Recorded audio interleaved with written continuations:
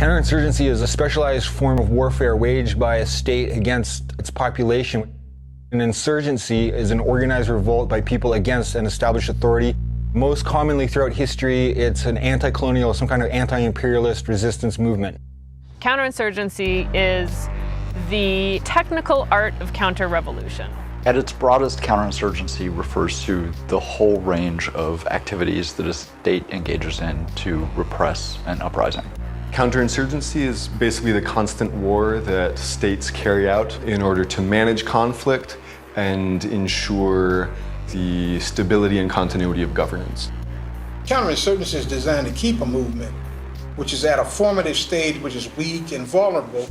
They are designed to keep them at that stage and to be able to crush them, make them lose legitimacy or keep them from getting any real legitimacy for their demands or their grievances. Under the counterinsurgency philosophy, conflict is permanent. Therefore, state institutions need to always be the arbiters and the mediators of conflict. They therefore need the legitimacy to be seen as neutral arbiters, to be seen as the only ones with the resources or the capability to offer a solution to a problem. There's always a thing within counterinsurgency that's always supposed to be operating within the rule of law and within a democratic context. At least that's sort of the modern counterinsurgency, is the ideal that the soldiers won't be out on the street. It won't be evidently a war. The objective is to maintain the level of conflict at the lowest levels, at levels of simple dissidence or nonviolence, and not allow those conflicts to evolve to more insurrectional or revolutionary levels.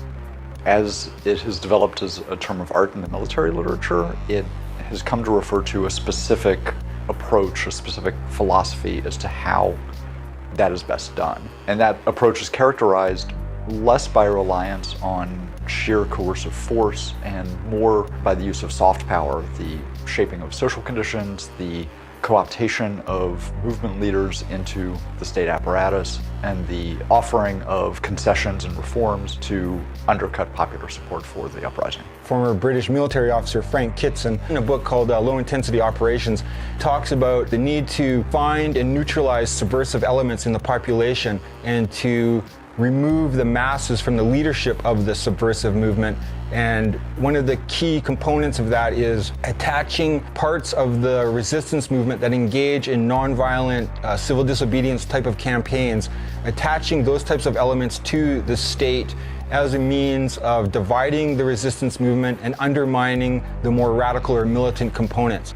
Big nonprofit groups are responsible for subverting radical political change, and they play a big role in the counterinsurgency. Their goal is to channel people in directions that will not put them in the position of directly confronting the state. Basically, counterinsurgency as a state philosophy arose as specialists working for the state, as state institutions analyzed their failures and weaknesses in the anti-colonial struggles of the 50s and 60s, and the particularly urban and other domestic struggles within powerful colonizing states of the 60s and 70s. Back in the 60s and 70s, you had more of a revolutionary consciousness among many people in the United States. A lot of it was influenced on the revolutions that were actually the armed revolutions that were going on in Africa and Southeast Asia at the time. They did not want these kinds of groups to ever exist again. They did not want groups like the Black Panther Party to ever be able to come into existence again. Counterinsurgency, because it's a type of warfare, involves all the means of war, including political, economic, military, cultural, and ideological, as well as psychological measures. A huge part of counterinsurgency is about hearts and minds. That's what they say, but really it's not about actually offering people services or actually providing them with a better life. It's about saying that that's what you're doing and repressing people to the point that their silence becomes consent for whatever kind of rule you decide is appropriate in that moment as the sort of state or as the elite ruler. It's all about fear. It's about managing people through fear. And when you see these thugs being thrown into the back of a paddy wagon, you just see them thrown in, rough. I said, please don't be too nice.